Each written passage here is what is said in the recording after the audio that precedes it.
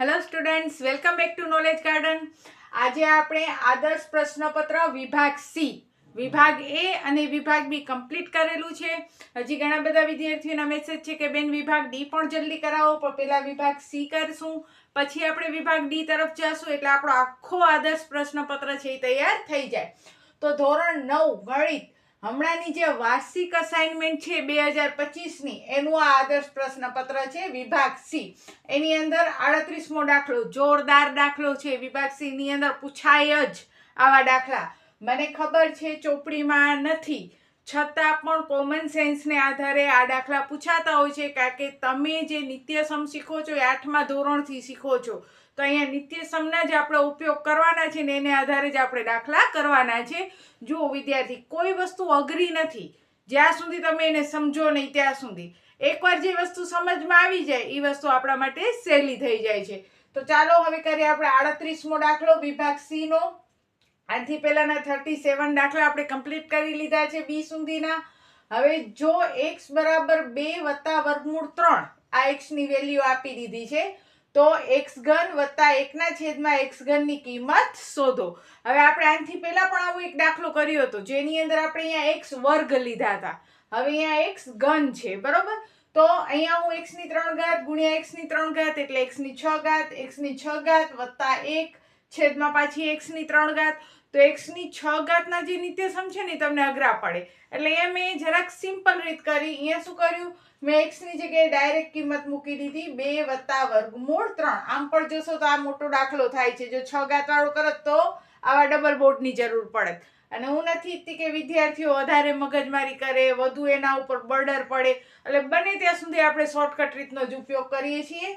તો જો અહીંયા x એટલે 2 વત્તા વર્ગમૂળ 3, તો મેં સિમ્પલી x ની જગ્યાએ લખી નાખ્યું 2 વત્તા વર્ગમૂળ 3 અને એનો ઘન, તો આ એનો ઘન વત્તા 1 ના છેદમાં 2 વત્તા વર્ગમૂળ 3 નો ઘન.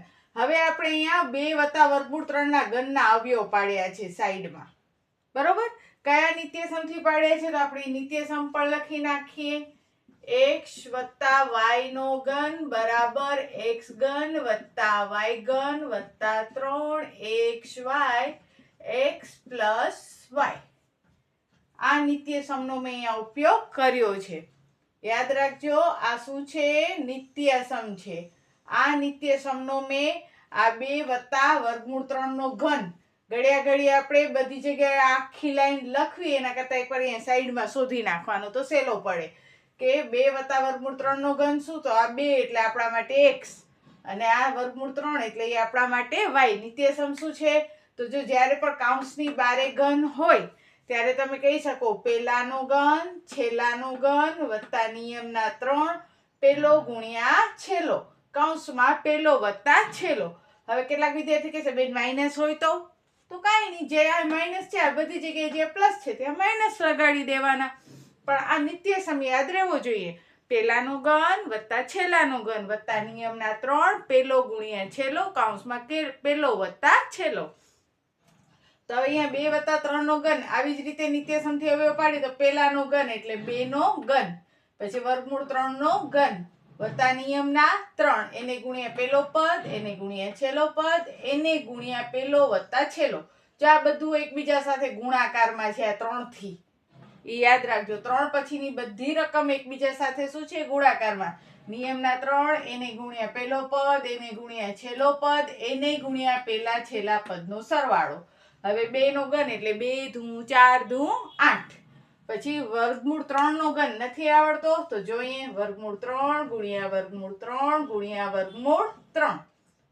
શું થયો? વર્ગમૂળ 3 ને વર્ગમૂળ 3 આખા 3 અને એને ગુણ્યા પાછા વર્ગમૂળ 3 એટલે 3 વર્ગમૂળ 3 એટલે વર્ગમૂળ 3 નો ઘન શું થયો? 3 વર્ગમૂળ 3.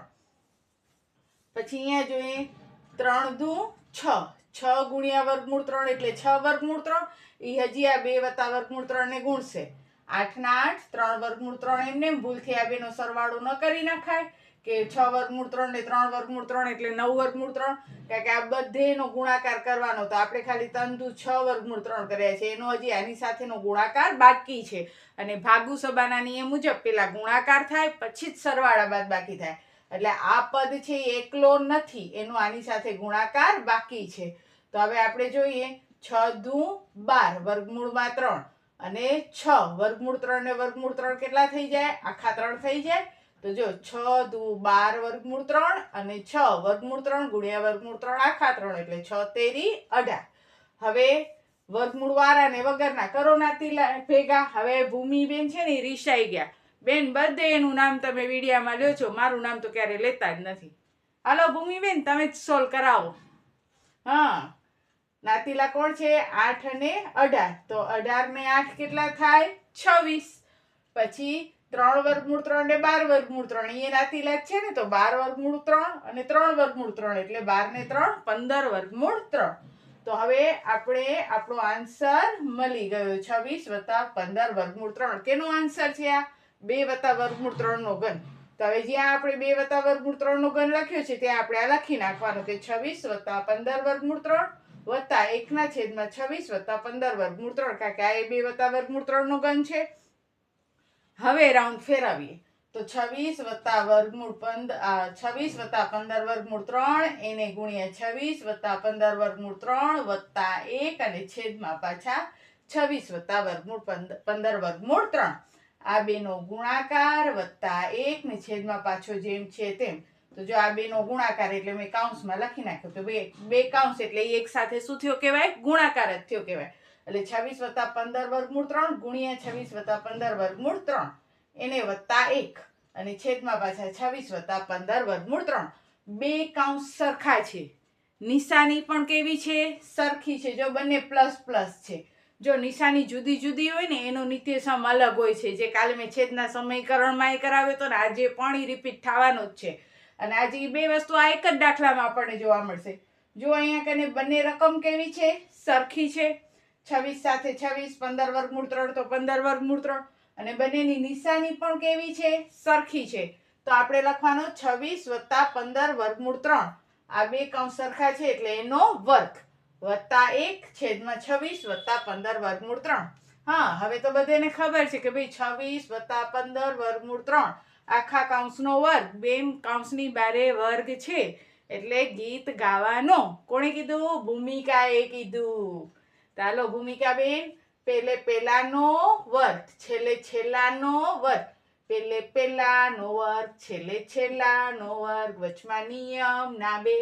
પેલો પદ ગુણ્યા બીજો પદ. આ પેલો પદ ગુણ્યા બીજો પદ.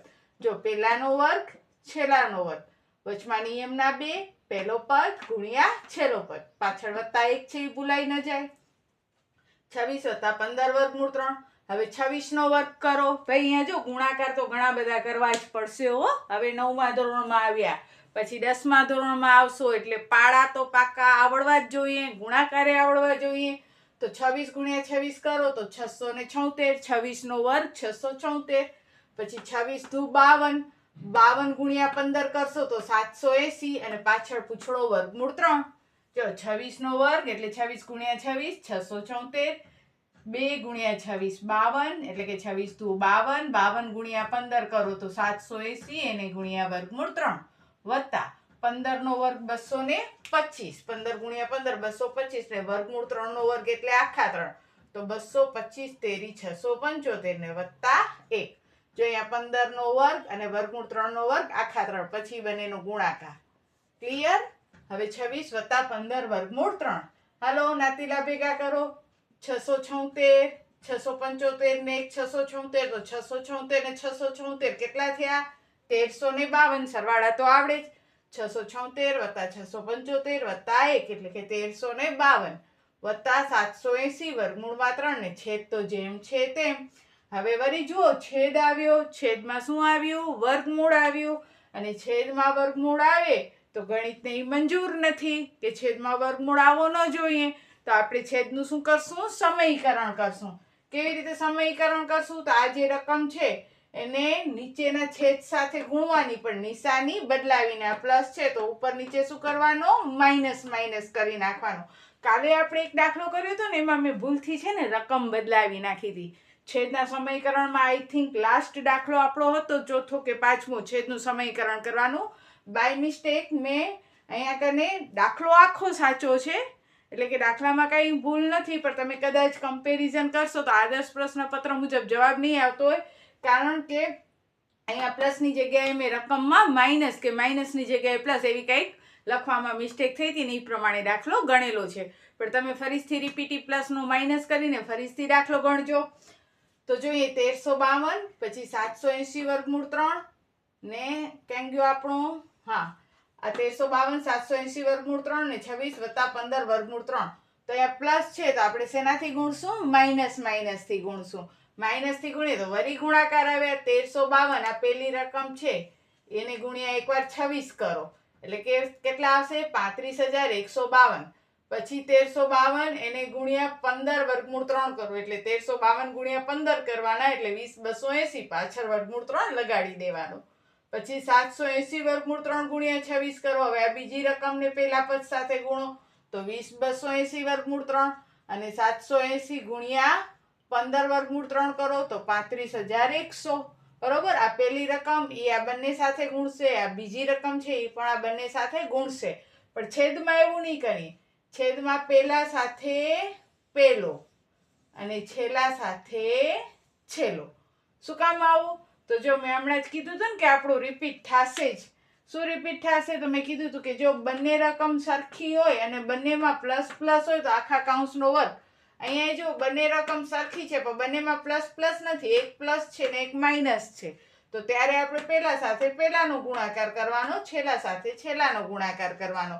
26 ગુણ્યા 26 કરો તો અહીંયા હમણાં જ આપણે કર્યો તો 676 અને 15 ગુણ્યા 15 એટલે 225, 225 ગુણ્યા વર્ગમૂળ 3 એટલે કે 15 વર્ગમૂળ 3 નો વર્ગ કરો તો 675. ઉપરથી જોઈને જ લખી શકાય. હવે જોઈએ તો આ -20,280 વર્ગમૂળ 3, આ +20,280 વર્ગમૂળ 3 એ ઉડી ગયા. 35,152 માંથી 35,100 બાદ કરીએ તો કેટલા વધ્યા? 52. 676 માંથી 75 બાદ કરો તો છેદમાં 1 લખવાની તો કઈ જરૂર નથી. તો આન્સર આફ્ટર ઓલ આવ્યો આપણો 52. હાઈસ બેન થાકી ગયા. અવળો મોટો દાખલો હોય પણ નિત્યસમનો છે, વિભાગ સી નો છે અને જો તમે સ્ટાન્ડર્ડ ગણિત રાખવાના હો ને 10મામાં તો આવા દાખલાની તૈયારી જરૂરથી રાખજો. હવે જોઈએ આપણે એના પછીનો પ્રમેય 39 નંબર પર. હવે જોઈએ આપણે પ્રમેય. વિધાન છે પરસ્પર છેદતી બે રેખાઓથી બનતા અભિકોણ સમાન હોય. બરોબર. અભિકોણ વાળો પ્રમેય છે. હવે એકવાર આપણે આકૃતિ દોરી લઈએ. જો AB અને CD બે રેખાઓ પરસ્પર O બિંદુમાં છેદે છે. હવે આપણે લખશું પક્ષ કે રેખા AB અને રેખા CD પરસ્પર O બિંદુમાં છેદે છે. જો વિધાન તમને આપેલું જ હશે પરસ્પર છેદતી બે રેખાઓ, તો જો આ બે રેખાઓ અને એ બે રેખાઓથી બનતા અભિકોણ સમાન હોય. અભિકોણ એટલે ચોકડી થવી જોઈએ. ચોકડી એટલે કે જો એક આ ચોકડી AOD તો એની સાથે આવે COB. બરોબર. અને AOC તો એની સાથે શું આવે? DOB. તો આ ચોકડીના આ સામસામેના ખૂણા સરખા હોવા જોઈએ ને ચોકડીના આ સામસામેના ખૂણા પણ કેવા હોવા જોઈએ? સરખા હોવા જોઈએ. એને આપણે અભિકોણ કહીએ છીએ. જે ચોકડી બનતી હોય તો એ ચોકડીમાં સામસામેના જે ખૂણા છે એ કેવા હોવા જોઈએ? સરખા હોવા જોઈએ. એ અભિકોણ કહેવાય. તો આપણે લખશું પક્ષમાં કે AB અને CD પરસ્પર O બિંદુમાં છેદે છે અને તેનાથી બનતા અભિકોણ કયા છે? તો AOC તો એની સામે શું આવે? DOB. અને એવી જ રીતે AOD તેની સામે શું આવે? COB. એ બંને કેવા છે? અભિકોણ છે. તેનાથી બનતા અભિકોણ. અને એ અભિકોણના મેં ખાલી નામ લખ્યા કારણ કે સાધ્યમાં મારે લખવાનું છે કે એ અભિકોણ જે છે એ અભિકોણની જોડ કેવી છે? એકરૂપ છે. જો આ પેલી અભિકોણની જોડ AOC અને DOB તો અહીંયા ખાલી પક્ષમાં મેં લખ્યું તેનાથી બનતા અભિકોણ કયા છે? AOC અને DOB છે. અને બીજો છે AOD અને COB અથવા BOC જે લખો એ અભિકોણની જોડ છે. અને સાધ્યમાં લખ્યો કે આ જોડ છે એ કેવી છે? એકરૂપ છે. હવે સાબિતી કરશું કેવી રીતે એકરૂપ છે. તો અભિકોણમાં યાદ રાખવાનો અરે. શું યાદ રાખશું? અરે. કારણ કે ઘણા વિદ્યાર્થીઓ છે ભૂલી જતા હોય છે કે કેવી રીતે સાબિત કરવું. જ્યારે પ્રમેય વાંચે છે સમજે છે ત્યારે આવડી જાય છે, પછી ભૂલી જાય છે. તો અભિકોણમાં યાદ રાખવાનો અરે. અરે એટલે અભિકોણ એકરૂપ કરવા હોય તો રે એટલે રૈખિક ખૂણાની જોડ બે વખત રે. અરે. આ બધા કીવર્ડ છે, યાદ રાખો, તમને આસાનીથી બધું યાદ રહી જાય. તો હવે સાબિતીમાં આપણે અરે એટલે કે અહીંયાથી શરૂ કરશું, બરોબર. કોઈ પણ રેખિક જોડ એકવાર પકડવાની, તો જો કઈ જોડ લઈશું, COA લખો કે AOC લખો, બે એક જ કહેવાય. તો આપણે લખશું AOC અને AOD શું છે, રેખિક ખૂણાની જોડ છે, જે આપણે આગળ પણ ભણી ગયા છીએ કે એક રેખા અને એના ઉપર આમ એક કિરણ હોય તો એનાથી જે બે ખૂણા બને છે ને રેખિક ખૂણાની જોડ કહેવાય. તો જો આ રેખા ને આ કિરણ, તો એનાથી આ બે ખૂણા બન્યા.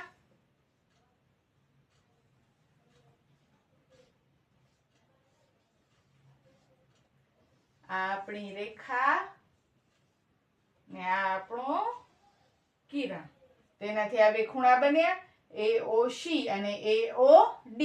તો આપણે લખશું AOC અને AOD 180. શું કામ? બેની જોડનો સરવાળો, રેખિક ખૂણાની જોડનો સરવાળો કેટલો થાય? 180. એટલે AOC વત્તા AOD બરાબર 180 રેખિક ખૂણાની જોડ છે. અને પરિણામ 1. હવે AOD થી પૂરો કર્યો ને આપણે, AOC વત્તા AOD. હવે AOD થી બીજી રેખિક ખૂણાની જોડ શરૂ કરો, AOD તો DOB, કારણ કે જો એ પણ રેખિક ખૂણાની જોડ છે કે આ એક રેખા અને આ કિરણથી બનતા આ બે ખૂણા, બરોબર. તો અહીંયા AOD અને DOB એનો સરવાળો એ કેટલો થાય? 180, કારણ કે એ પણ રેખિક ખૂણાની જોડ છે. એને આપણે નામ આપી દીધો પરિણામ 2. પરિણામ 1 અને 2 પરથી આપણે કહી શકીએ કે જો આનો સરવાળો 180, આનો સરવાળો 180, મતલબ કે આ બંને સરવાળા કેવા છે? સરખા છે, કારણ કે આનો આન્સર જે છે એ પણ 180 છે, આનો આન્સર કેટલો છે? 180. AOD ઉડી ગયા, તો રહ્યો શું? AOC બરાબર DOB. જુઓ, થઈ ગયો સાબિત સીધો, બે વાર રેખિક ખૂણાની જોડથી. પછી આ બીજો સાબિત નહીં કરવાનું, સીધું લખવાનું તે જ પ્રમાણે AOD એકરૂપ BOC. એટલે આ થઈ ગયો આપણો અભિકોણનો પ્રમેય, સાવ સિમ્પલ રીતથી. અરે હવે જોઈએ નેક્સ્ટ આગળ 40મો ક્વેશ્ચન. હવે જોઈએ એના પછીનો દાખલો, જેની અંદર તમને કીધું છે કે રેખા POQ, તો આ PO ને આ Q, આ રેખા POQ, એની અંદર કિરણ OS, એની ઉપર કિરણ OS આપેલું છે અને OT કિરણ અને OR કિરણ છે એ POS અને SOQ ના દ્વિભાજક છે, સમકોણ છે, બરોબર. કોણ દ્વિભાજક છે, કોઈ પણ શબ્દ વાપરી શકે. હવે આપણે જેમ કીધું છે એ પ્રમાણે આકૃતિ તો આપણને આપી જ દીધેલી છે દાખલામાં. હવે આપણે શું કહીએ છીએ? OR અને OT. તો જો આ OR અને બીજો છે આ OT, એ POS, એટલે OR છે એ POS ના, તો જો આ POS નો કોણ દ્વિભાજક, એટલે આ OR છે આ POS ના બે સરખા ખૂણામાં વિભાજન કરે છે. એટલે કે આ બે ખૂણા જો મેં ટપકાથી દેખાડ્યા, આ બે ખૂણા કેવા હોય? સરખા હોય. આ બે એટલે કયા? POR અને ROT. આ બે ખૂણા કેવા હોય? સરખા હોય, બરોબર. એવી જ રીતે OT છે એ SOQ નો કોણ દ્વિભાજક છે. એટલે કે OT થી બનતા આ બે ખૂણા પણ કેવા હશે? સરખા હશે. SOQ ના બે ભાગ કરે છે OT. હવે આપણે કીધું છે કે ભાઈ POS નો માપ તો x છે, બરોબર. જો POS નો માપ x હોય તો આપણે શોધવાનો છે ROT. આ વચલો ખૂણો આપણે આખો શોધવાનો છે. આ ખૂણો આપણે શોધવાનો છે. તો પહેલા આપણે જોઈએ કે ભાઈ આ POS અને SOQ રેખિક ખૂણાની જોડ થઈ, એટલે એનો સરવાળો કેટલો થાય? 180 થાય. ફરીથી એકવાર જોઈ લ્યો, POS અને SOQ બંનેનો સરવાળો કેટલો થાય? 180. એમાં POS કેટલા છે? x, કહી જ દીધો છે POS નો માપ x, SOQ નો આપણને ખબર નથી, બરાબર 180 પ્લસ x બરાબર ને આ સાઈડ આવે તો માઇનસ x થઈ જાય. એટલે SOQ નો માપ કેટલો આવ્યો? 180 આવ્યો. હવે જો SOQ 180 હોય, SOQ આ કેટલા થયા? 180. તો હવે SOQ થી કયા બે ખૂણા બને છે? SOT અને TOQ બને છે. તો આપણે અહીંયા લખી શકીએ કે SOQ, આ SOQ, તો SOQ બરાબર તો શું થાય? જો SOQ તો SOT વત્તા TOQ થાય. તો SOQ છે, SOQ થી તો SOT અને TOQ બને છે, એટલે આપણે અહીંયા તો લખવાની જરૂર નથી. પણ આ SOQ થી કયા બે ખૂણા બને? SOT અને TOQ બને છે ને. જુઓ, આ SOQ, એનાથી કયા બે ખૂણા બને? SOT અને TOQ. અને એ બે ખૂણા પાછા કેવા છે? સરખા છે. તો 180 માઇનસ x ના બે સરખા ભાગ કરે તો 180 ભાગ્યા 2 એટલે 90 ને x ભાગ્યા 2 એટલે x દૂત્યાંશ જ રહે. સમજાણું? આ આખો માપ x છે. તો આપણે એકવાર SOQ શોધ્યો તો SOQ કેટલો આવ્યો? 180 માઇનસ 1, કારણ કે આ બંનેનો સરવાળો 180, એમાંથી આ માપ x હતો બરાબરની આ સાઈડ આવે તો માઇનસ. SOQ 180 માઇનસ x મળ્યા. SOQ એટલે આ માપ. આ માપ આપણને મળ્યો 180. ફરીથી આપણે એક અલગ પેનથી જોઈએ.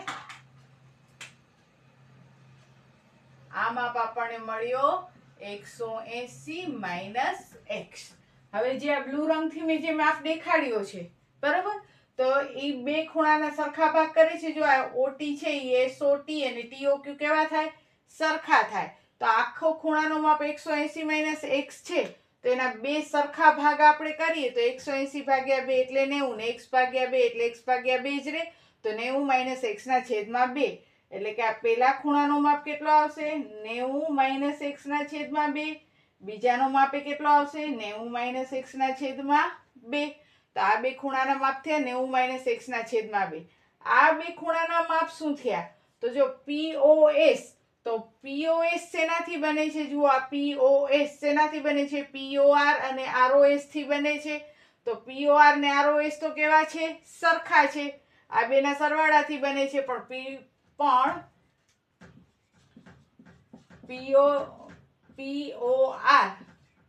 અને POS તો કેવા છે? POR અને ROS તો કેવા છે? સરખા છે. તો x ના બે સરખા ભાગ કરો તો કેટલા મળે? 1/2. કારણ કે આપણો આ POS છે એ શેનાથી બન્યો? POR ને ROS થી બન્યો. આ POR ને ROS તો સરખા છે. તો x ના બે સરખા ભાગ કરો તો 1/2. સમજાણું? આટલું ક્લિયર થયું? ગોટાળે ન ચડજો. જુઓ, પેલા POS વત્તા SOQ રેખિક ખૂણાની જોડ, એનો સરવાળો 180. એમાં POS નો માપ x આપ્યો છે એટલે SOQ નો માપ આપણને મળ્યો 180 માઇનસ x. 180 માઇનસ x ના મેં અહીંયા બે સરખા ભાગ કરી આ બંનેને આપી દીધા. આ બંને એના દીકરા છે એને આપી દીધા. 90 માઇનસ x/2 મિલકત આને આપી, 90 માઇનસ x/2 મિલકત આને આપી. પછી આ POS ભાઈ છે એના પણ આ બે દીકરા છે, એના આગળ મિલકત x છે તો x/2 આને આપી દીધી, x/2 આને આપી દીધી. હવે કહે છે કે જો આ બે દીકરા ભેગા મળીને કામ કરે તો એના આગળ કુલ મિલકત કેટલી? તો ROS અને SOT ભેગા મળીને કામ કરે છે. તો ROS ને SOT ભેગા મળે તો શું થઈ જાય? રોટી થઈ જાય ને, ખાવાની માંડવીની રોટી, ROT. હવે ROS, તો ROS એનો માપ કેટલો છે? x/2. SOT નો માપ કેટલો છે? 90 માઇનસ x/2. x/2 ઉડી ગયા કારણ કે આ પ્લસ છે આ માઇનસ છે. તો બાકી શું રહ્યો? રોટી કેટલાની થઈ? આ રોટી ખૂણો 90 નો થયો. તો આ થયો આપણો દાખલા નંબર 3 વિભાગ C નો. મોટા મોટા દાખલા છે વિભાગ C ની અંદર. નોનસ્ટોપ આખો વિભાગ C ગણાવીશ તો મને ખબર છે કે તમે બધા બગાસા ખાવા બેસી ગયા છો. તો નેક્સ્ટ વિડીયોમાં આપણે નવા આગળના દાખલા કરશું. બીજા 3 કે 4 દાખલા કરી નાખશું. નહીતર હેતવીબેન તો કહેશે, શું કહેશે હેતવીબેન? હું તો થાકી ગઈ. તો બસ આજના વિડીયોમાં આટલું જ. વધુ ને વધુ ફ્રેન્ડ્સને શેર કરજો જેથી ફ્રી શિક્ષાનો લાભ બધા જ વિદ્યાર્થીઓ લઈ શકે. તો તમારી સાથે ભણતા દરેક વિદ્યાર્થીઓને વિડીયો શેર કરજો. બસ આજના વિડીયોમાં આટલું જ. ત્યાં સુધી બધાને જય હિન્દ, જય ભારત. સૌ ભણે સૌ આગળ વધે. બાય.